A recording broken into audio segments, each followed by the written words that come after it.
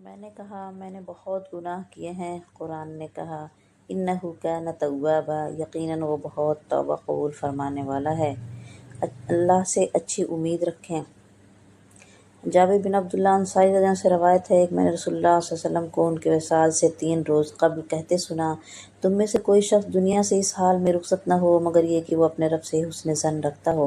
حدیث قدسی میں بیان ہوا ہے، اللہ تعالیٰ فرماتا ہے میں اپنے بندے کے ساتھ ویسا ہی معاملہ کرتا ہوں جیسا وہ مجھ سے گمان رکھتا ہے۔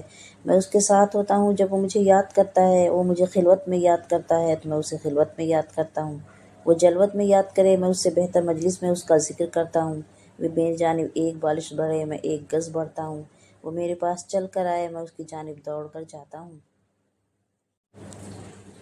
دوستوں، حضرت انس رضی اللہ عنہ تعالیٰ فرماتے ہیں میں نے نبی کریم صلی اللہ علیہ وسلم سے عرض کی یا رسول اللہ آپ قیامت کے دن میری سفارش کریں گے؟ تو نبی کریم صلی اللہ علیہ وسلم نے ارشاد فرمایا ہاں انس، میں قیامت کے دن تمہاری سفارش ضرور کروں گا۔ تو اس پر حضرت انس کہنے لگے یا رسول اللہ قیامت کے دن میں آپ کو کہاں تلاش کروں؟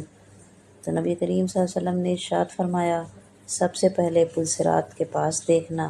میں نے عرض کیا یا رسول اللہ اگر آپ وہاں پر بھی نہ ملے؟ تو نبی کریم صلی اللہ علیہ وسلم نے ارشاد فرمایا تو پھر مجھے میزان کے پاس دیکھنا۔ تو حضرت انس پھر کہنے لگے یا رسول اللہ اگر میں نے وہاں پر بھی آپ کو نہ دیکھا؟ تو نبی کریم صلی اللہ علیہ وسلم فرمانے لگے اے انس، مجھے حوض کوثر پر دیکھنا، ان 3 جگہوں میں سے کسی ایک جگہ پر تم مجھے ضرور ملوں گا۔